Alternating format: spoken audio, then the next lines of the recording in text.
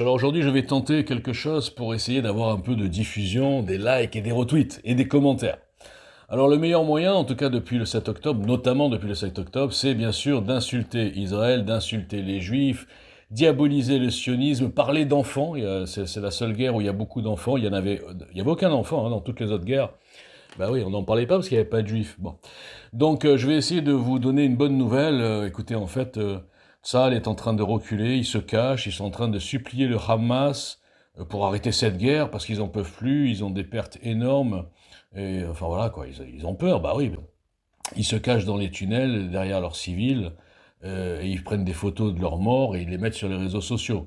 Donc ils ont supplié le Hamas et Haniyeh et toute la bande là, ils ont dit non, non, non, on continue parce qu'on est très fort. Alors eux ils continuent mais ils sont loin, hein. Ils adorent continuer en faisant massacrer leur peuple, en se cachant à Doha et puis là ils vont partir en Algérie. Il n'y a plus que l'Algérie qui peut les accueillir, où ils seront tranquilles à l'abri du Mossad. Donc voilà. Bah, écoutez, j'espère que vous avez aimé mon intervention. Donc allez-y, retweetez, likez. Israël est en train de perdre et le Hamas, nos amis du Hamas, nos amis du, je parle en tant que Français, nos amis du Hamas, du Hezbollah, nos amis Houthis, qui sont tous des grands amis de la France et des chrétiens et du christianisme et de tout, quoi. C'est des grands amis. Si on écoute vos putaclics de l'APIX, qui sont finalement des collabos, des islamo-collabos aveuglés par leur haine anti-Israël et anti-juif. Ils sont tellement, comment dire, ils sont tellement aveuglés justement qu'ils avalent en bloc toute la propagande et les délires du Hamas, qui est, enfin il faut dire, les rois de la propagande, c'est quand même le Hamas. Souvenez-vous que vos idoles ont tous diffusé en bloc, en jouissant un petit peu, le fameux hôpital bombardé par Israël. Vous vous souvenez, les 700 morts, c'est même monté jusqu'à 1000 morts. Certains disaient, il y a 1000 morts. Où est le cratère? Où est la bombe? Où sont les corps? Ah, on s'en fout, il y a 1000 morts. Et après, bien sûr, personne n'a fait de démenti, alors que tout le monde a compris la vérité, c'est ce que disait Israël depuis le premier jour. Parce que voyez-vous, Israël, ils sont contrôlés non seulement par une opinion publique mondiale dégueulasse, par l'ONU qui est complètement infiltrée, par les journalistes, par une presse libre intérieure, c'est-à-dire par exemple Haaretz, par un gouvernement, par des commissions d'enquête, etc. Et même quand ils font une bavure, eh bien eux, ils la cachent pas, ils ont dit oui, on a tué 3 otages, ou deux, excusez-moi, je sais plus, 2 ou 3 otages, on a fait une bavure. Voilà. Comprenez la différence entre un pays civilisé et un groupe terroriste de barbares qui a la chance d'avoir en complice sur les réseaux sociaux toutes ces putaclics qui ne pensent pas à la vérité, qui pensent juste à avoir du public.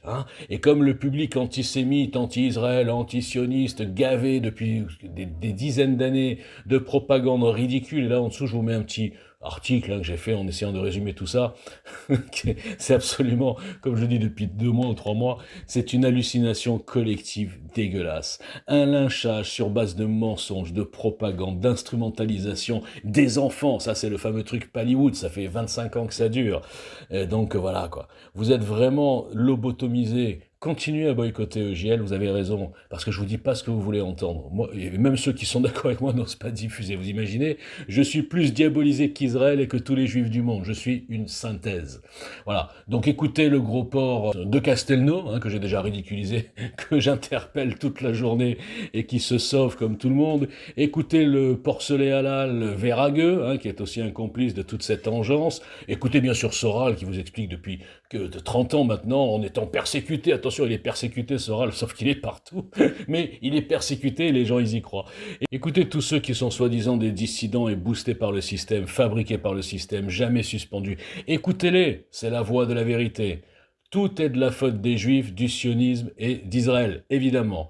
Vous êtes vraiment lamentable. Je ne sais plus quoi faire pour vous démontrer que je suis le seul mouvement politique vraiment censuré, le seul individu inconnu vraiment boycotté partout, parce que je les mets tous à terre sur du factuel. Et je vous montre ce que sont des camelots, des collabos, des fabrications qui ne proposent rien pour la France et qui s'occupent juste de vendre leurs bouquins et d'exciter sur les réseaux sociaux tous les bas instincts, les vrais bas instincts. Les bas instincts, c'est quoi? C'est quand on s'attaque à 100 contre 1 contre une communauté, contre un pays, contre une religion. C'est ça les bas instincts. Et en résumé, la lâcheté, l'aveuglement, l'ignorance. Et, bien sûr, la soumission à l'islam aux plus nombreux, aux plus virulents, aux plus actifs en termes de propagande sur les réseaux sociaux. Voilà ce qu'est devenu ce pays, où les résistants sont en vérité des collabos. Des collabos. Parce que l'ennemi en France, celui qui veut La France n'est pas en train de s'enjuiver, hein, n'est pas non plus dirigée par les sionistes, hein, cette tribu d'extraterrestres qui, en fait, je suis désolé de vous le redire, c'est 95% des juifs du monde sont sionistes dans le vrai sens du terme.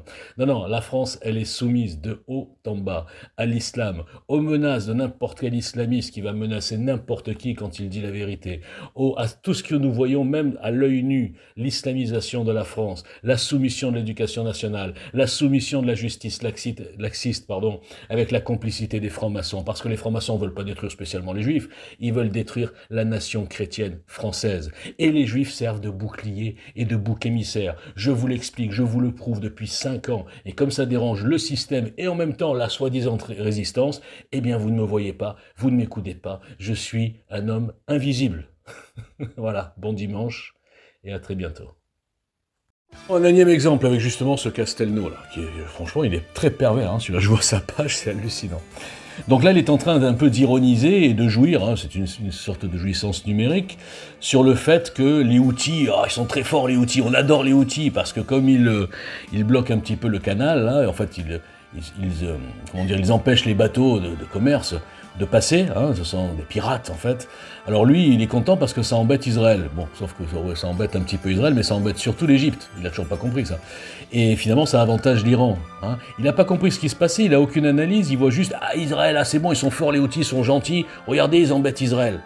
Et le mec, il est tellement inculte, et comme j'en parlais dans mon analyse de géopolitique, là, mon petit cours de géopolitique à tous ces abrutis, que je mettrai en pièce jointe, en fait, ils sont tellement haineux des Américains et d'Israël, et même de l'Occident au sens large, qu'ils sont en train de se mettre tous avec les BRICS. En fait, ils adorent les BRICS, hein, je les appelais les fans BRICS. Ce mec-là, bon, bien sûr, c'est un communiste, donc évidemment qu'il aime, même si c'est plus tellement communiste, la Russie, mais bon, il est russe, Chine, alors il est islamo-gauchiste aussi, donc évidemment il adore l'Iran, il adore l'Algérie, il adore en fait toutes les dictatures. Il kiffe les dictatures, le mec. Donc en fait, il est content. Il est content que des sauvages, des barbares, des islamistes, je parle là des Houthis, qui sont les mêmes que le Hamas, le Hezbollah, enfin ils ont tous la même idéologie, hein, leur idéologie c'est pas « Ah super, on va libérer l'Occident des méchants Américains, des méchants Juifs et on va faire une belle démocratie tranquille ». Non, non, c'est pas ça, hein. Je crois que vous n'avez peut-être pas compris. Donc tous ces mecs qui sont pas du tout musulmans, qui sont soi-disant français ou souvent binationaux, ou en tout cas nés à l'étranger, eh bien ils se mettent dans les chaussons des BRICS. En fait, il rêverait d'un système façon République islamique ou façon système politique russe. Hein. Bon, moi j'aime bien Poutine par certains côtés, mais enfin, excusez-moi les enfants de vous dire que politiquement parlant, hein, je veux dire en termes de système politique, c'est pire que la France. Hein, c'est pire que l'Occident. Et pourtant, je suis assez sévère avec l'Occident et la fausse démocratie. Après, vous avez la Chine. Hein. La Chine, c'est super. Crédit social, contrôle aux faciès, liberté d'expression inexistante. C'est ça leur kiff. L'Iran, j'en parle pas. Ouais, je crois que j'en ai parlé. L'Algérie, extraordinaire l'Algérie, le pays le plus corrompu du monde, qui est un des plus riches du monde en matières premières, mais où les gens font la queue pour aller acheter de la farine.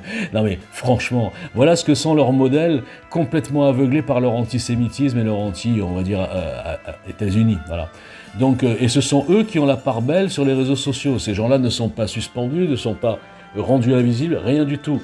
Et là, vous comprenez que tant qu'on vise, alors, pas spécialement les États-Unis, mais tant qu'on vise les Juifs, le sionisme et Israël, on est avantagé sur les réseaux sociaux. Et là, il faut se reporter à mon autre cours de géopolitique, on peut dire, sur les deux vrais plans mondialistes. Mais qui écoute? Personne.